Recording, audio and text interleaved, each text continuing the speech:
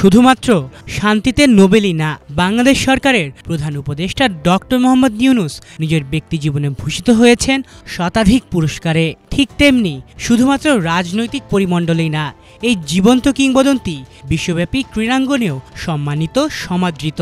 আর খেলাধুলার প্রতিও বাংলাদেশ সরকারের এই প্রধান উপদেষ্টার আগ্রহের কোনো কমতি নেই। এরই মধ্যে দেশের ক্রিকেট ভক্তদের জন্য সুখবর, আসন্ন বিপিএল এর প্রতি সরাসরি আগ্রহ দেখিয়েছেন তিনি।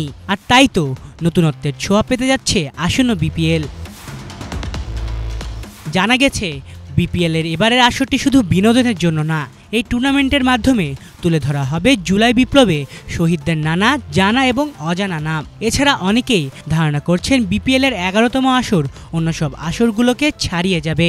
ঘরোয়া ক্রিকেটের সবচেয়ে বড় এবং জনপ্রিয় আসরের জনপ্রিয়তা ছড়িয়ে দিতে প্রতিটি জেলায় মেলাসহ নানা আয়োজনের উদ্যোগ নিয়েছে বিসিবি। এছাড়া দেশ বিদেশের বিনোদন জগতের তারকারা থাকবেন আসর আলো করে।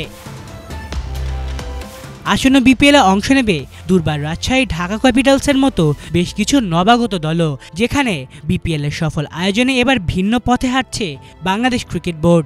এদিকে এই টুর্নামেন্টকে কেন্দ্র করে দেশব্যাপী গড়ে তোলা হবে উৎসব মুখর পরিবেশ। বিসিবিও চায় বিপিএল এর মাধ্যমে জুলাই বিপ্লবকে তুলে ধরতে। আরও বেশ কিছু নতুনত্ব থাকছে এবারের আসরে, যেমন মাঠে উপস্থিত প্রতিটা দর্শকই পানি পান করতে পারবেন বিনামূল্যে। আবার স্টেডিয়ামের বাইরেও জায়ান্ট স্ক্রিনে থাকছে খেলা দেখানোর ব্যবস্থা। পাশাপাশি প্রতিটি ভেন্যুতেই হবে আলাদা উদ্বোধনী অনুষ্ঠান, যেখানে আনা হতে পারে দেশি বিদেশি তারকাদের। এবারই প্রথমবারের মতো থাকছে বিপিএল এর মাস্কট। এছাড়া বিপিএল এর ব্র্যান্ড ভ্যালু বৃদ্ধির জন্য শুভেচ্ছা দূত হিসেবে আনা হতে পারে দেশি বিদেশি যে কোনো তারকাকে। আলিফ Chowdhury, Bangla vision news desk.